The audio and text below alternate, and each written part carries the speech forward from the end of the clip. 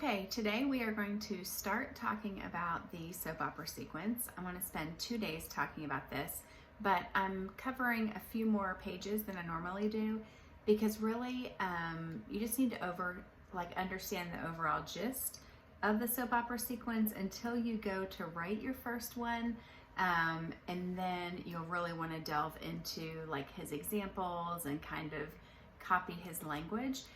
What's been fascinating for me, I never even paid attention to what people said in their emails, but now I compare emails all the time when I get them.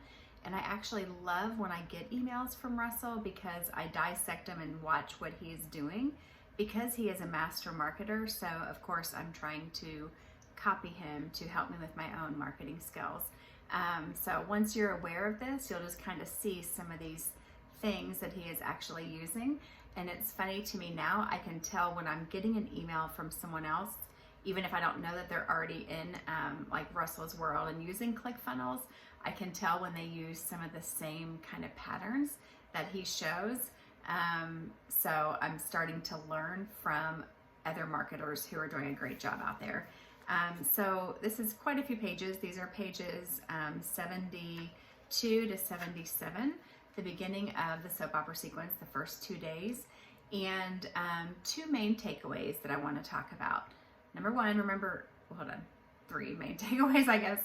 First thing, realize this is going to be a work in progress. I have created some soap opera sequences and I'm still tweaking them. I'm still learning as I go. Just give yourself some grace and don't expect to be a master at this if you're just really a beginner. But two things I think that are the most important takeaways from this. Number one, make sure that each email opens a loop for the next email. To me, I'm not someone that loves to read emails, so oftentimes I just think they're kind of boring. So he touches on that and says, like, you got to keep it exciting. You got to make them want to come back to your email the next day because of something that you left open in their mind. That's why he calls it a soap opera sequence, in the same way as a show that you want to keep watching because they leave you hanging at the end of the show. You want to open the same kind of loops. Robbie and I don't watch much TV at all, but Robbie and I did a Netflix series that was called Dexter. Now, some of you might not think that that's a great show. The premise of it is a little bit disturbing if you know anything about it, but it was a great show and it totally hooked us in. And what we had to do, because we were binge watching on this Netflix show, we could never stop at the end of an episode because it left us hanging and we couldn't wait to see what was going to happen in the next one.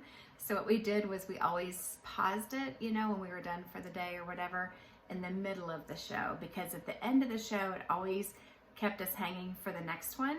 And then, toward the end of each show, then it started building up toward the hook that they were going to bring us back for. So we always had to stop like in the middle when there was kind of that downtime.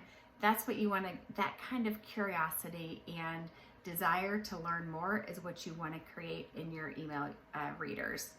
I'm not there yet. I'm a work in progress, but it's important to know what your goal is, what you are working toward when you are creating these emails. So that's the first thing. Make sure you're creating open loops. And the second thing that I definitely would have done wrong if I had not read Russell is that you want to start at your point of high drama. I tend to want to start at the beginning. Well, when I was a teenager, and then like build up this whole big thing to whatever the current drama is.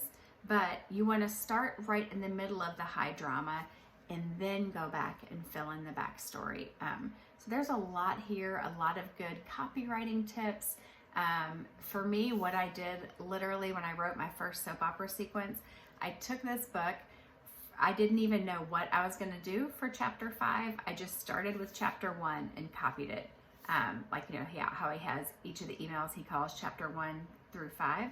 I started, didn't even know how it was going to end, but I just started and copied his first soap opera email, and I sent it out knowing that I was going to have to create the next one the next day. I think it's important sometimes to kind of paint yourself in the corner so that you know that you have to get it done instead of putting things off. kind of force yourself to do it. So that's what I did to do my first soap opera sequence, and I've had some good success with it. So I encourage you to do the same. Thanks.